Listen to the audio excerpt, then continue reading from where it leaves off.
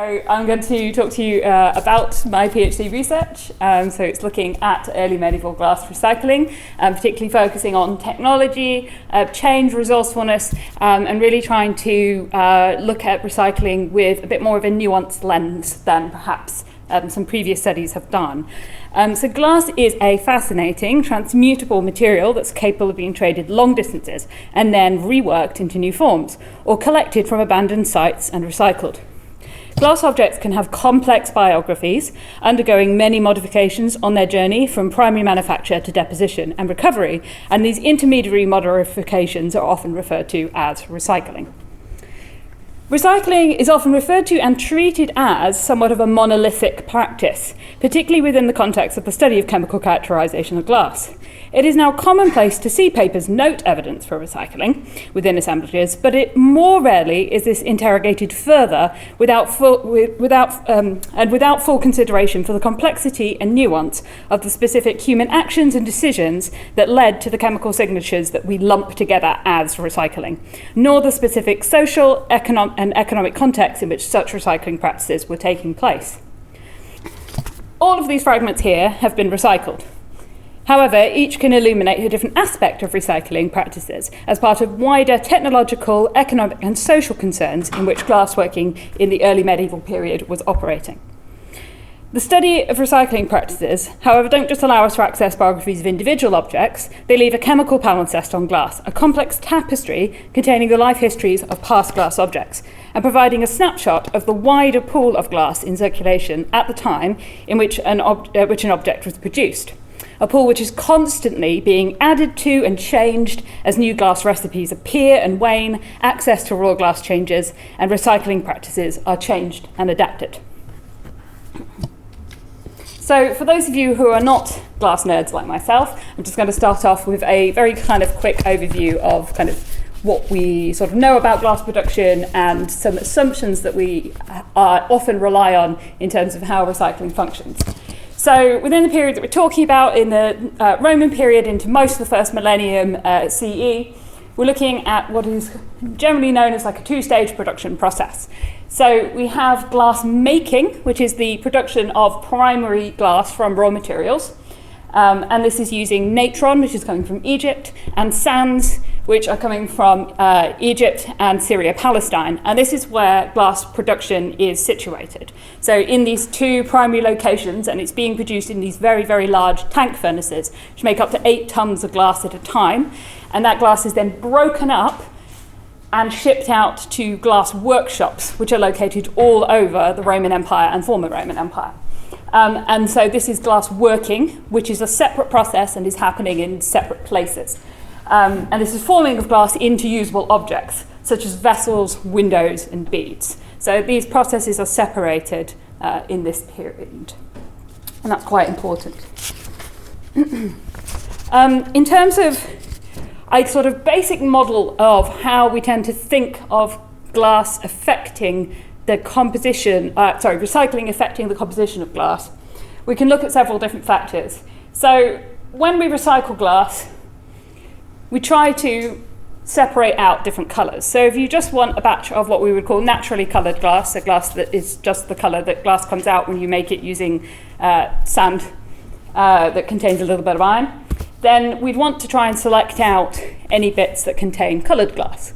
But you're always going to miss a few, because if you've got little trails or bits of decoration, like a rim or something like that that's a different colour, then it's going to be quite easy to miss in a very large collection of coloured. And just small fragments, other fragments of coloured glass. And when those little bits of coloured glass get into a batch, then they can introduce the things that caused that colour in that glass. So there's stuff like lead, copper, antimony, manganese, tin, zinc, and even stuff like gold. They're there in trace element quantity, so it's not generally enough to colour the glass itself, but it's enough that it's more than we would expect had this glass not been mixed with coloured glass. We also, and this is going to be the most crucial in this discussion, have some interaction with the furnace environment itself. So glass furnaces are generally fired using wood fuel, And when you burn the wood fuel, you're releasing mostly potash, but also phosphates, magnesia perhaps. And these get into the atmosphere of the furnace, and then that can get itself into the glass. Because the glass is molten, and so it's more reactive, so it can react with stuff that's in the environment. And you can tell how potash-rich these furnace environments are, because if you actually look at the walls, like reconstructed furnaces, and if we find bits of furnace, often that interior surface looks not just vitrified like it's been very hot, but almost like glazed, because you can see that that potash has interacted with the clay of the wall, and sometimes it will even kind of start attacking it, eating away at it. In addition, we may have some other perhaps more minor things that might affect the composition, so interaction with the actual walls of the crucible, maybe introducing magnesia, iron oxide, titanium, stuff like this. And perhaps also some oxidation scale from the blowing iron itself, because as the iron gets very hot, it will oxidize. My personal opinion is that these two are fairly minor factors. The oxidation scale may be a factor on very, very long-term recycling. But these are generally the things that are talked about in the literature in terms of stuff that may affect composition. And it's also assumed that we will have some degree of loss from the glass. And primarily this is going to be stuff that's volatile, but the most important thing that people talk about in terms of loss is the loss of soda, which is what is fluxing the glass. So when I said about glass being this kind of chemical palimpsest, this snapshot, so if we think about, we have this conceptual idea of like the great glass melting pot. So it's kind of, it's not a real crucible, but it's like the individual crucible, but it's like the pool of glass that is available. You take glass out of that and you make something. And if we looked at the chemical composition of that, that would give us a snapshot of what's there. That is then used, broken, and maybe some cullet is then put back in, and maybe some glass from some different sources, not that original stuff, then put back in. And then that's recycled. And that's going to then affect what's in that pot itself. And this can happen many times with different combinations of new and old materials coming in. So maybe we'll have an influx of raw glass along with cullet. Or maybe we'll have found or curated older glass objects that have been brought in. You'll see in this model that I've included cullet at almost all stages, and that's because that's pretty much what our evidence suggests is going on, even where we do have plenty of raw glass, because cullet is cheap. So people tend to use it, even if they're not necessarily reliant upon it. So this just kind of give you a little bit of an idea of that complexity. It's quite hard, actually, to really articulate it from the chemical data sometimes. I'm trying to break down the nuance of it in this talk, but even then, sometimes it's a little bit difficult to get it fully across. But I just want you to have this kind of visual idea of that level of complexity that can be going on. Okay, so we're now going to move on to looking at the effects of recycling on the chemical composition of glass. So this is based off experimental archaeology that I did as part of my PhD. So when you talk to modern glassworkers, people who work with studio glass in particular, and ask them, how many times can I recycle glass? And you can keep working with it. A lot of the time they'll tell you 2-3 times, like 2 times generally actually, max. They tend to be quite, very conservative about that idea. And they'll tell you that if you recycle it more than that, it will lose all of its soda, everything that's helping flux it. And that basically will cause the glass to be stiffer, harder to work with, and it will be kind of like toffee in consistency. So they'll basically say you can't work with it anymore. But the archaeological evidence we have suggests that a lot of recycling is going on. So why are they able to recycle glass intensively in the past, but people now are telling us, well, you can't do that? So there's kind of several major assumptions that we tend to work on when we're talking about recycling of glass, and a lot of these come from these kind of modern craftspeople's attitudes towards it. So firstly, that glass becomes rapidly unworkable with repeated recycling without the input of fresh glass. An assertion is often cited, to be honest, without reference, but it, as I said, is largely based on anecdotal evidence from modern studio glassworkers who are working with electric and gas-fired furnaces that are employing very high and stable temperatures, and that's going to be important. That this deterioration in the workability of the glass is the result of two primary factors. Significant loss of flux, the soda, resulting in increased glass viscosity, and contamination that's coming from wood fuel. So this is the assumption that then we're making about archaeological glasses, that they're being contaminated by wood fuel, particularly by potassium, phosphate, magnesium, and calcium are usually what you see cited. And the rate of contamination or loss with repeated cycles is consistent, and that maybe it could be used to quantify rates of recycling in the past. The veracity and applicability of these assumptions that ancient glass recycling has never really previously been systematically tested. Although several reconstruction furnaces have been built and run over the last decade, very few experiments designed to understanding recycling have largely been confined to the lab. And experimental archaeology under field conditions utilising wood fuel provides the only means of directly testing these assumptions. So to that end, I built a replica glass furnace that is based off some previous ones that have been done. So I wasn't reinventing the wheel here because I wasn't testing designs of glass furnaces. I just wanted to use one that I know works and works when fired with wood fuel, but it's probably fairly close to at least, roughly kind of the scant evidence that we have for what these kind of furnaces may have been like. And then within this furnace, I produced a glass in the lab that had what we would call kind of a very baseline, non-recycled Roman composition. And then I recycled the glass within this furnace over a period of 5 days. And each time the glass would come out, it would be worked by a glass worker on 3 of those days. And each day I would also take samples for chemical analysis. So the idea was the glass worker would be able to give me feedback on how its workability was changing over time, and then I could also look at how it was chemically changing over time. So these are some of the results. So the first thing we can see is actually that while we do have some loss of soda, it's not actually very much. In the grand scheme of things. In fact, it fits pretty well within the variation in amount of soda that we see within most archaeological examples. It's certainly not the amount of loss of soda that you would expect to cause a glass to become unworkable. What we do very clearly see is increases in both potash and phosphates. So this definitely backs up the idea that that furnace environment, being full of these potash and phosphates, is affecting the composition of the glass. This is getting into the glass, and we are getting a build-up over time as that glass is being repeatedly recycled. So this is just to give you some sort of quick definitions of some terms I'm going to talk about. So mostly you just need to look at this middle part where it says softening point and working point, and then that working range. So basically glasses have a point which they become soft and you start to be able to work them.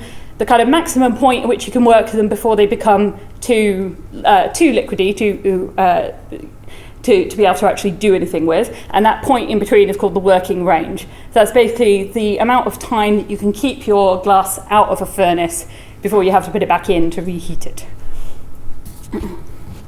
And that's also referred to as the length of the glass.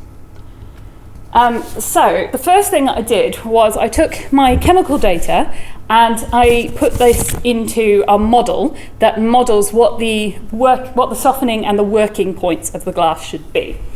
And mostly what we can see is that there's not a huge amount of change. And in fact, the biggest amount of change that you get is from that initial remelting of raw glass into your first product that you're making, and we know that's happening basically every single time. So we don't generally refer to that as recycling, but that's actually where you see this biggest change. Where we do get a big change is on day 5 of experiment A, and I'll go into why that might be in a little while. But basically, because it has a much lower softening point, but its working point doesn't change, what it has is a longer working range. So you can work this glass for longer before you have to reheat it. So that's the modelled data. And then this is the data that was provided to me by by the glassworker. Now, there's a couple of things to bear in mind. This is a modern studio glassworker, so he's never worked with these kind of compositions before, and he's only worked with glass furnaces that are fired using wood a few times. And it is quite different to work with because you've got a lot more variation in temperatures, so it's not exactly what he's used to working with. But again, we don't actually see a heck of a lot of change over those days. So basically his 10 score would be like a perfect studio glass. So obviously he's rated all of this quite low down. I'm pretty certain if I had been able to get a historical glass worker to work with this, they probably would have rated it much higher because they're very used to working with these compositions. So we're never going to get to the 10. It's never going to be a perfect score, but relative to how this glass starts, where it ends isn't actually all that different. But you will note that he did pick up the change in length on the third time, so that's the fifth day that he came, on day 5 of the first set of experiments. So he was seeing that change that we kind of predicted in the model. And the reason for that, so basically you'll note that on the experiment A, I haven't plotted point number 5 for potash and phosphates, and the reason for that is it's like way off the chart and the whole thing would be this small. So basically on those days there was a big influx of potash and phosphates, and it was enough to basically create what you would call a mixed alkali glass. So this is a glass that basically looks like it's fluxed with both, rather than just being a small amount of contamination, and that has a particular effect that we're picking up here. What is also notable is very often people will say that recycling also introduces lime and magnesia. This suggests that it does not really. There's basically no change in amount of lime and magnesia, apart from, for some reason, on experiment B, we did get some influx on the first day that I'm not really sure what that's about, but otherwise it kind of stabilizes out. And this actually makes sense. I mean, if you compare it to the archaeological data, so if you look at potash and phosphates, when they're correlated against each other, you get this quite good correlation between the two. And lime and potash with this is the experimental data, this is the archaeological data. There is a correlation, but it's not as nice and it's not as like one-to-one. And the reason probably for this is basically if you look at data from what happens to ash as you heat it, once you get the ash over about 900 degrees C, all of that potash starts to volatilize into the atmosphere. And these furnaces are operating at between about 900 and 1200 degrees C. But the lime and the magnesia actually stay in the ash. They don't volatilize because they're much more stable. So actually it makes sense that you wouldn't really be getting a huge influx of either of those into the glass unless you have actual physical ash itself dropping down into the glass, which you do definitely occasionally get. So you do get little fluxes of it, but it's not going to be the same level of influx as you get from this potash that's just volatilized up into the atmosphere.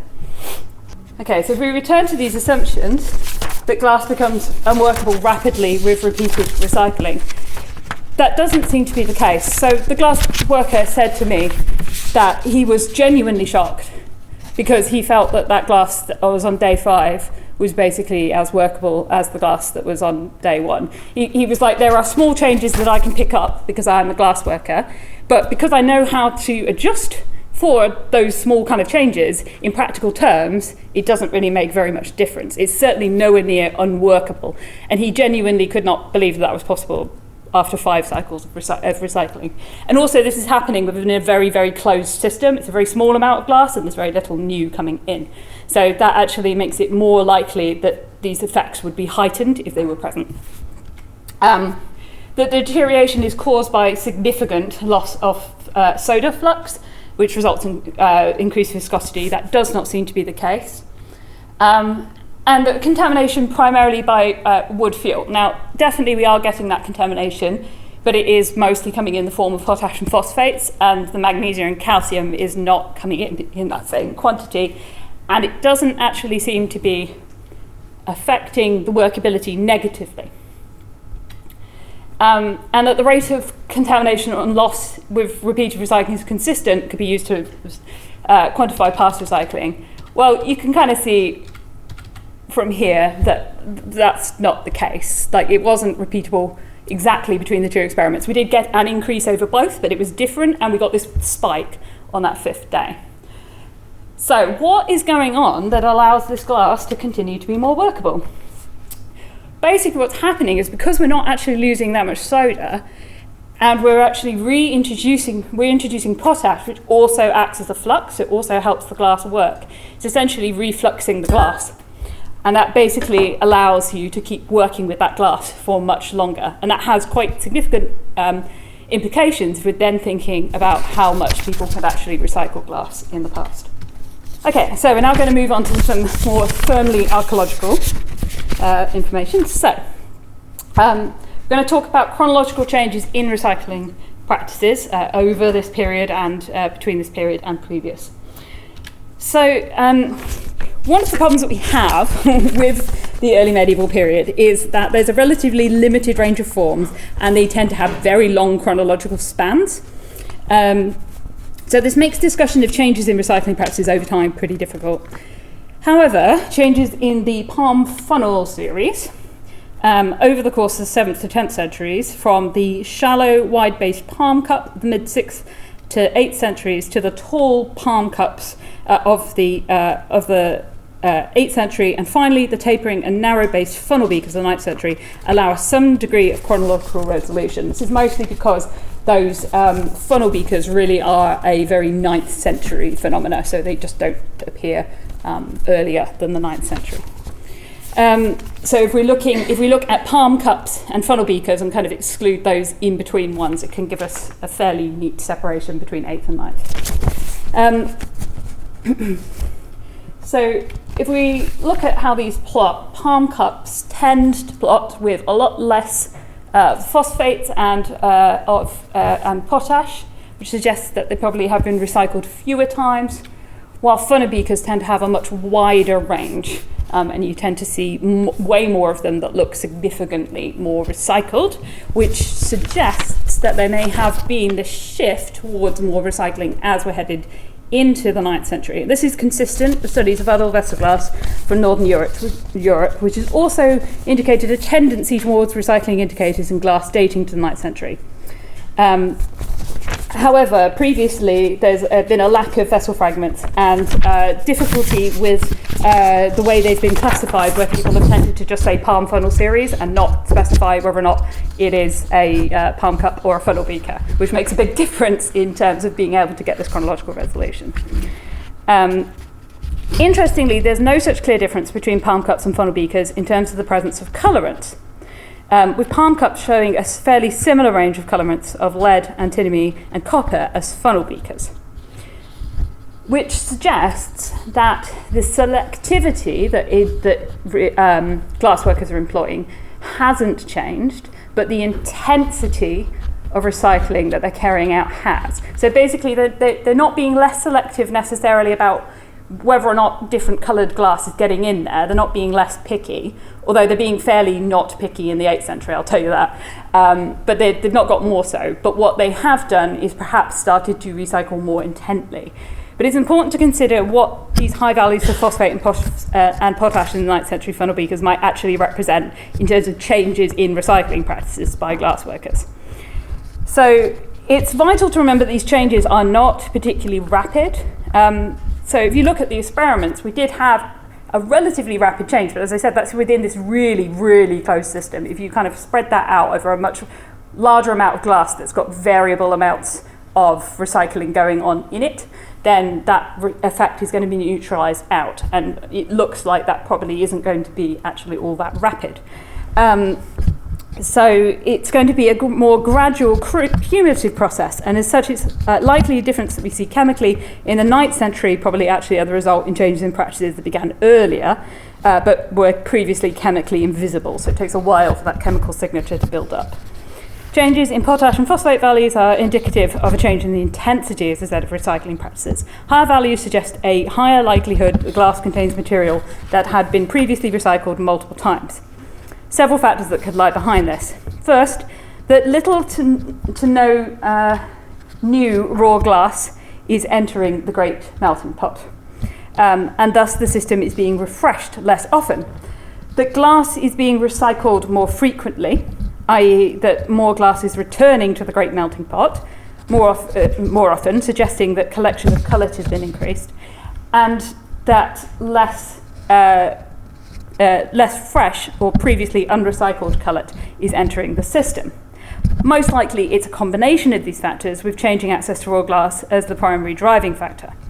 Victoria Sainsbury, in her synthesis of late Roman to late 7th century early medieval glass in Britain, suggests there was an influx of either raw or clean glass in the 7th century, and this appears to be reflected in the compositions that we see in these glasses, where we see a shift towards higher proportions of a glass composition that we call foitou, and away from the more Roman glass compositions that we see earlier.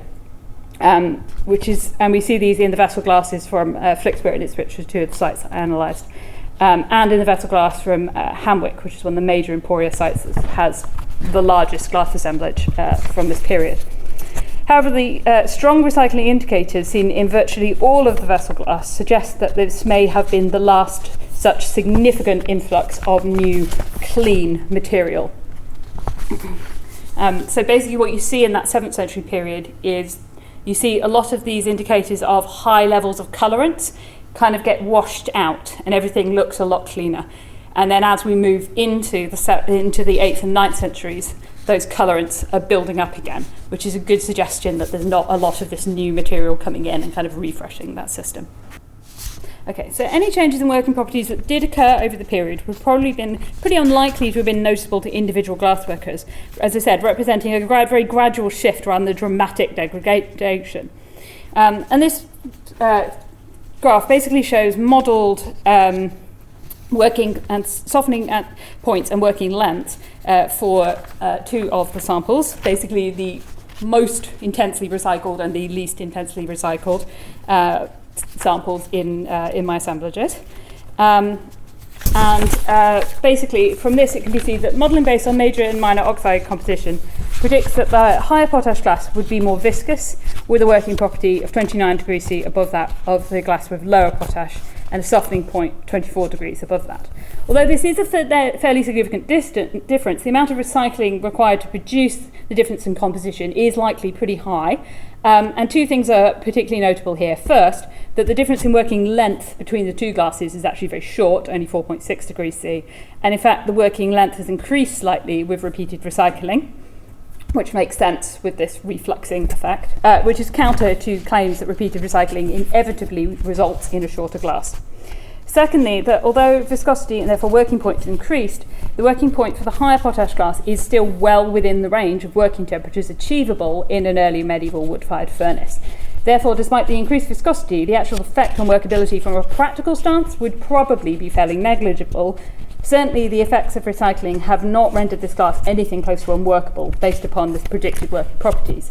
Both of the samples for which viscosity modelling has been conducted are funnel beakers. So this suggests that the primary effect of increased intensity of recycling seen in the 9th century would have been that glass workers would have become increasingly familiar with and skilled at adjusting to working with glasses with variable and unpredictable working properties, rather than them coming across glass that they just can't work at all. And we've really got to bear in mind that they are going to be much more used to working with degrees of variability, and their furnaces are going to work in a much more degrees of variability in terms of how hot they are, even within one firing. Okay. So now I'm going to move on to talk about colour. So coloured glass has been largely neglected in recycling studies, particularly in relation to early medieval glass, where the few discussions of coloured glass in relation to recycling have primarily focused on beads and use of tesserae as colouring agents. Naturally coloured glass has tended to be the focus of recycling studies, partly because it is more abundant and therefore easier to produce large data sets from. In the specific context of early medieval glass, a particular reason for a lack of data on coloured glass is the fact that there's been a focus on 5th to 7th century glass and a lack of analytical, or until fairly recently actually, typological studies of this 7th century and later glass. This is significant because coloured glass is almost completely absent from these earlier assemblages, and really it reappears from the 7th century onwards, when cobalt blue turquoise glasses first start to reappear, and amber, red, black and purple don't become common until the turn of the 8th century. Analysis of coloured glass has shown there is variation in recycling practices related to colour and technology. So if we look here, we can kind of see that we have, this again is looking, so we're looking primarily again at this like idea of intensity, because looking at colorants is a little bit harder when we're talking about stuff that's already coloured. And you can see that the ambers, cobalt blues, colourless, turquoise and red tend to look less intensely recycled, while your dark green, copper green, black and naturally coloured glasses tend to look quite a lot more intensely recycled. This is kind of a schematic I've produced. I'll go into a little bit more about what some of this is based on. So this is not just based on that data, but I don't want to bombard you with huge numbers of my graphs. So I'm just kind of going to go into this now. So basically, amber glass shows very little evidence of having been produced using recycled materials. It has the lowest recycling markers across the board of all the samples analysed. Likewise, the evidence suggests that amber glass is very unlikely to undergo subsequent recycling. So basically, this is what it's showing on this graph, is it's kind of mapping this idea of how likely it is that this was produced using recycled material, and then how likely it is that once produced, that glass will itself then be recycled again, if that makes sense. Obviously, some of these are like interconnected factors, but we're trying to separate those out a little bit if possible. So the reasons for this are probably almost certainly technological, as amber glass is very difficult to recycle without losing that amber hue. Through oxidation of the iron, contamination of additional iron, contamination of the glass containing antimony, or contamination by other colorants. There's a lot of things that could basically cause that amber colour to go. Cobalt blue glass, by contrast, was always produced using recycled materials. So the blue colour derives from the use of Roman antimony pacified glass cobalt blue tesserae. And there are slightly elevated phosphate concentrations in many of the cobalt blue glasses that suggest that the base glass itself used was probably recycled, which makes sense because most of the glasses kicking around this period looks recycled. But they tend to cluster quite neatly in a single spot.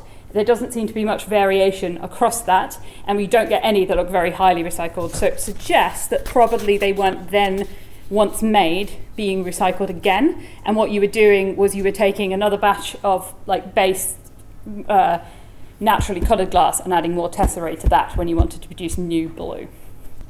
So yeah, the majority of the cobalt blue glass shows this quite restricted kind of range of how recycled it looks. And none of it, as I said, demonstrates high levels of recycling indicators. And probably, again, we know that blue glass tesserae are used quite widely for the production of blue glass beads in this period, and we have good evidence for a fairly large-scale trade of them for bead production at sites like Ribe in Denmark. So we've got good evidence that these were available, kicking around, and that there was trade of them going on. So it makes sense, perhaps, that might be a material that you could get hold of easily enough that you didn't need to then consistently recycle what you already had. Black glass, likewise, is produced entirely from recycled materials, making use of very heavily recycled, naturally coloured glass and intentionally coloured glass, including cobalt, blue, and probably also red. Black glass seems to act as an endpoint for heavily recycled glass. It is also probable that the coloured glass in the mix may have derived from polychrome beads or decorative elements on vessels which could not otherwise be recycled due to the mix of different colours. And they tend to have quite poor homogeneity, which also suggests that they were probably weren't produced by remelting pre-existing black glass, because the more times you melted it, the more homogeneous you would expect that glass to become. So these differing recycling practices show clearly that despite a turn towards heavy reliance on repeated recycling of a relatively small pool of pre-existing glass in the 7th centuries, recycling was not practiced indiscriminately. Glassworkers made deliberate decisions about what glass to recycle and how best to make use of resources that were available to produce and maintain stocks of particular colours. This demonstrates that 7th to 10th century glassworkers had good technical understanding of glass and how recycling might affect it, and were able to make decisions with regards to recycling practices based upon this. Dark green glass, which was very likely a product of repeated recycling, for instance, of pale blue or green naturally coloured glass, and copper blue-green glasses, which bore a strong visual resemblance to naturally coloured glass, are the only glasses here discussed for which recycling practices were very similar to those we see with naturally coloured glass. Further demonstrating that the decision to not heavily recycle other glass colours was deliberate and intentional one, and the visual component, visual or compositional similarity to naturally coloured glass is a deciding factor in the increased likelihood that the glass would undergo repeated recycling, either through accidental mixing with naturally coloured glass, or in the case of copper blue green, through intentional selection, in the case of perhaps dark green glasses. What's clear, however, is how deeply entwined recycling and reuse practices were with almost every aspect of what we would call secondary glass production in the 7th to 10th centuries. Even those colours that did not undergo extensive repeated recycling, such as cobalt blue, tended to rely on recycled materials for their manufacture. Black glass was an endpoint for glass that could not easily be recycled in other manners. Glassworkers were resourceful, making full use of available glass, and knowledgeable, ensuring that the glass was used effectively. Recycling was not just an additional aspect of glassworking, but the primary driver of it. So, as archaeologists, we have sometimes a bit of a tendency to categorise raw materials. I think this particularly happens in material studies in some cases, according to their kind of life stage in a very linear object biography, for instance, talking about raw materials, finished products, and waste. Glass by its very nature is mutable, so it's capable of being remelted and transformed into completely new forms and objects, which obviously is the foundation upon which the study is based. And unravelling this otherwise invisible process is important. This mutability allows for the disruption of these linear biographies with objects that have been previously discarded, for instance Roman glass tesserae, brought back to the start of a new object as a raw material. The chemical indicators of recycling are palimpsests of these complex, non-linear, overlapping life histories. This concept has been also referenced with regards to copper alloys, with this idea of having this kind of river of glass, and as I said, also this idea of the great glass melting pot, with new material coming in and out of the mix. The key point underlying both of these concepts is that very rarely are we capturing something as straightforward as glass A plus glass B equals glass C. Certainly, virtually none of the samples analysed in this study could be characterised as such, although the degree of complexity, as I said, is sometimes difficult to adequately articulate when discussing chemical data, and there can be a tendency to oversimplify the story being told. Recycling highlights the artificiality of the divide between waste, i.e. a material that has reached the end of its life, and raw material, particularly in a system such as that which appears to have been operating during the 7th to 9th century CE, where materials traditionally conceptualised as raw materials, i.e. raw glass, are absent or rare. Recycling can also break down the boundary between finished product and raw material, tesserae being an obvious example. The use of previously discarded intact Roman glass tesserae for the production of beads and colouring of transparent glass for windows and vessels demonstrates a material that could simultaneously hold the labels of raw material, finished product, and waste, dependent upon the context in which they are viewed or found. This mutability is not only a case of a physical transformation from one state to another, e.g. broken glass cullet remelted to form new glass objects, but also represents a shift in the perceived use value of the material. Importantly, this mutability between categories is one that's dependent upon the person viewing the material and the context in which they're doing so. A glassworker operating in a system in which little to no raw glass exists would most likely perceive broken glass cullet primarily as a raw material and have placed a very high value upon its collection. Whilst a non-craft person may have still viewed broken glass primarily as waste and its removal and disposal as a waste management issue. But of course these two things can intersect. So when we look at the composition of the assemblages that we see in this period, so here we've got the National Corpus and we've got Ipswich and Flixborough. We can see that these assemblages are very, very heavily biased towards fragments that come from the bodies of the glass. And these fragments tend to be thinner and smaller, and as such you would actually expect them to be less likely to survive than the thicker pieces.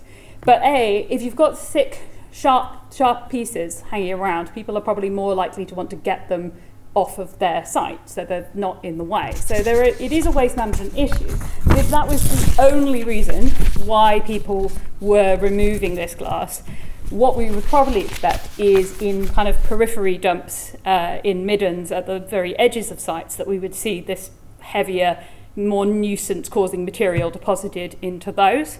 And most of these assemblages are actually coming from those kind of periphery dumps, and we're still seeing a pretty low absence of those kind of materials in there, which to me suggests that they probably have been fairly carefully and strategically gone over to remove the material that is most useful to people who are recycling, because what is the most nuisance-causing material is also the material that's going to be the biggest chunks of glass that are ideal for recycling.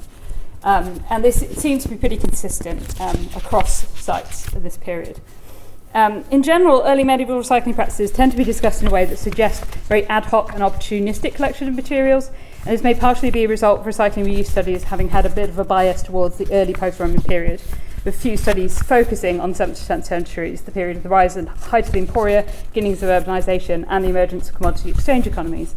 Even in studies of Roman glass recycling, generally little logistical thought has been put into how collection and distribution may have occurred. However, evidence from 3rd century shipwrecks suggests there is an established and probably organised trade in cullet for recycling. And there's some evidence that certainly in late Roman Britain, large-scale or structured recycling was closely linked with and possibly controlled by the military.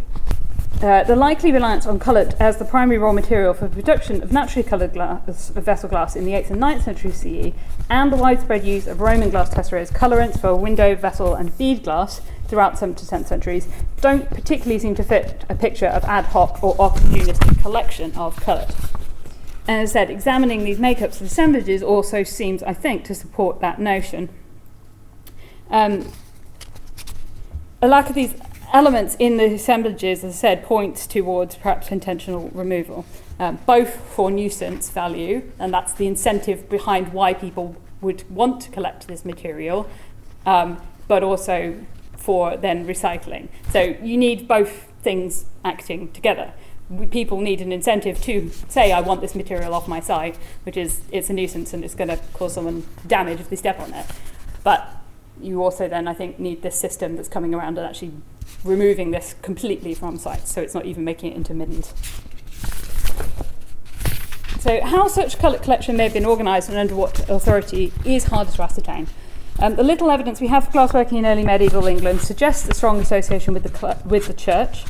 Matthew Stiff, in his unpublished PhD thesis, drawing on evidence from known glassworking sites in Northwest Europe as well as documentary sources, emphasises the financial and organisational power of the early church in his discussion of the role of minster communities in the production and consumption of vessel glass, and considered these communities most likely primary agents in these activities. Whilst the only definitive evidence for vessel glass production in Britain comes from the excavations at Glastonbury Abbey, where a complex of glass furnaces of late 7th century date have been identified, and Lamenge, which is also an ecclesiastical site. To suggest the church may have been the primary organisational force behind the collection of glass waste for cullet fits into this overall narrative. However, the role of the secular elite cannot be discounted in these discussions. Connection between the church and secular elite in this period is very clear. Many of the prominent members and founders of monastic and ecclesiastical communities were from noble families, and patronage of the secular royal elite was key to the foundation of many of these communities. For example, the gifts of land that were given to Bishop Weiscock, the King of Northumbria, explicitly for the purposes of setting up monasteries at Jarrow and Wearmouth, which is where a lot of the window glass in this study has come from. However, Blair has argued that from the 9th century onwards there's a process of secularisation of ministers, with monastic and ecclesiastical communities becoming subsumed into larger secular estates and adjuncts to secular territorial centres such as Emporia. This is crucial consideration given the increased intensity of recycling in the 9th century in particular. The Emporia reached the height of their activity and importance in the 9th century. When we look at window versus vessel glass, so triangles are window glass and circles are vessel. We see quite a clear distinction in that we don't see any window glass that looks very, very intensely recycled in the way that we do any window glass that looks as intensely recycled as what we see with window glass. It is definitely recycled, but then a lot of the Roman material also looks about as recycled as this. So this is some of the difficulties that you have. But this intensity here is very definitely a early medieval phenomenon. You don't see that level of intensity generally in a lot of Roman material, and certainly not at the very high end.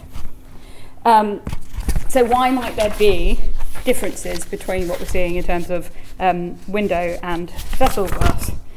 So yeah, all of the window glass in the study shows distinct differences in terms of its chemistry compared to analysed window glass, not just in terms of how recycled it looks, but actually in terms of the kind of makeup of what particular compositional groupings seem to have gone into the mix that they're being recycled from. The most interesting difference between window and vessel glass, as I said, is looking at the trace element composition. Window glass tends to show less evidence for admixture with the Foix-2 compositional grouping, which I said is this one that seems to have influxed at the end of the 7th century. And it shows a stronger correlation with Roman blue-green glass groupings. This difference appears to be a function of chronology. However, the difference also holds true both for the definitely late 7th century window glass from Jarrow and Wearmouth and what is widely assumed to be 9th century window glass from Flixborough. The window glass from Flixborough actually displays some of the least recycling indicators of the three window glass groups, despite its supposed 9th century date, which runs entirely contrary to the evidence from the analysed vessel glass, which point firmly to 9th century glass as extremely heavily recycled, with no input of fresh glass. So this raises two main possibilities. One, that it is a 9th century production, and window glass producers either still had access to raw glass that vessel glass producers did not, or that they maintained very careful control over window glass stocks to prevent mixing with more recycled glass. Or perhaps, that this actually may not have been a 9th century production at all. So if you look at, this is glass from Jarrow, and there's a very, very wide range of colours that are here, including some of the more intense ones and deliberately produced, like ambers, reds, there's some purples, some of these are hard to see, very intense turquoises and these blues. The glass from Flixborough and a very similar site, Brandon, which have both had this claim that the window glass appears in the 9th century and is to do with the site becoming ecclesiastical at this period. Actually, the window glass that comes from these sites is almost entirely naturally coloured. So at Brandon, there's 300 sherds and only 2 of those are coloured, and they're both blue. That's a tiny, tiny proportion compared to what we're seeing in other assemblages. And also, interestingly, we're not seeing full quarries, like full panes of glass. We're mostly seeing fragments. And I think that there is some suggestions that there may be some degree of evidence for the fact that that glass is actually there to recycle to make vessel glass. So this basically is to do with where the source of some of the glasses come from, and the Flixborough vessel glass is the only vessel glass that shows any alignment here with where we're seeing some of the window glass plot, and the Jarrow and Wearmouth window glass plot very neatly along that line too. And I don't see any other vessel glass that's crossing over into this category, which to me suggests that there's some of this window glass has been used in the production of some of the vessel glass at Flixborough. However, it is, I think, key that where we're seeing this phenomenon does seem to be in the 9th century. And there is some evidence that may suggest that prior to this point, there was some degree of restriction on how much church glass could be recycled, window glass could be recycled. So if you look at the Jarrow, where the Jarrow window glass came from, it's restricted mostly to this one room, which is extremely accessible. Some of it is within inaccessible spaces, but most of it is scattered right across the floor. And in fact, in the 9th century, in the late 8th century, there's glass working that goes on in there. They start producing beads and recticello rods, but the chemical evidence suggests that they are not reusing any of this glass, which by that point we know was all over the floor of this building because the glass had come out of the windows when there had been a fire in the building, and it doesn't seem to have really been moved. So that's quite interesting, that they were literally reworking glass in that area, and they didn't seem to have touched the extremely abundant supply of glass that was around, because it has no chemical relationship to this gyro window glass at all. And there's also some evidence for perhaps a cultural taboo against this idea of mixing window and vessel glass. So there's a 6th century passage from Gregory of Tours, where he basically talks about a bold thief who comes to a church at night and wants to find something to steal, and eventually decides to steal the glass from the windows. The next day he tries to melt it down. He doesn't have very good luck, but he melts it down and he sells it on to some peddlers, and then in wonderfully medieval fashion he's then struck down with horrible tumours and boils and etc. But the key thing is that it says that the same thing happened every year on the day, not when the man performed the theft, but the day that he remelted the glass. And specifically it says that he mourned for the glass that he could not recall from the journey on which he had sent it. Which, given that we know that people were frequently recycling glass and that it wasn't necessarily seen as an end point, I think that may be quite significant. This idea that church glass, once perhaps melted, may be somewhat unrecoverable, like it's been tainted in some way. Of course, it's a literary source, so it has to be implied. It's not literal, but I think it may hint towards some attitudes that are going on there. So, in conclusion, recycling is not one single practice. Even within the context of a relatively restricted period of time and space, we see variation in the ways in which glass was or wasn't remelted, how recycled materials were used in the manufacture of glass objects.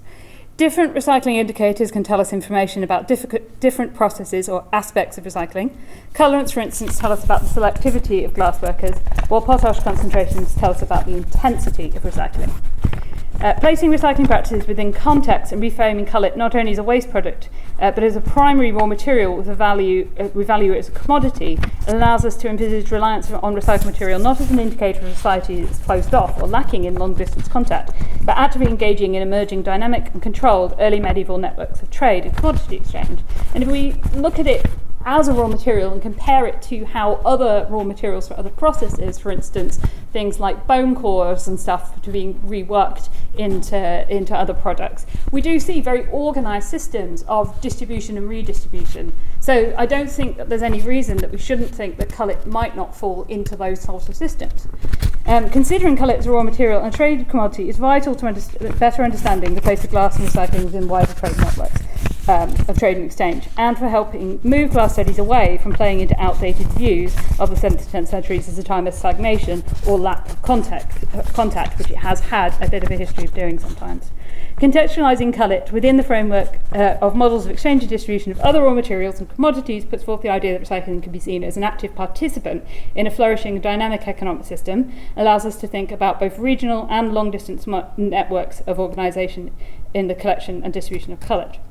Overall, what is most clear is that by the 7th to 10th century, recycling was fully incorporated into the system of secondary glass production, and throughout the 8th to 9th centuries, as raw glass disappeared, total reliance on recycled material became the norm.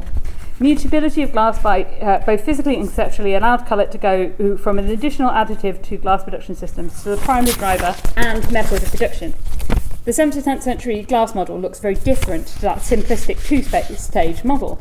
We need to be looking at a model that embeds glassworking within a complex but organised system of recycling practices, cullet selection, collection, redistribution, and perhaps exclusion, as well as acknowledging the likelihood for complexity in the form of smaller scale production that functions on a more ad hoc and opportunistic scale, and stuff that may be small enough scale that we don't see it chemically. Primary production is excluded altogether from this model, since if raw glass is not entering the system, it is a little consequence of the model of production from the point of view of glass workers, who probably had never even seen how glass was made from raw materials to begin with. The importance of contextualisation of chemical data here is emphasised in order to ensure that the models of recycling reflect the economic and social landscape in which they're operating rather than being imposed upon them.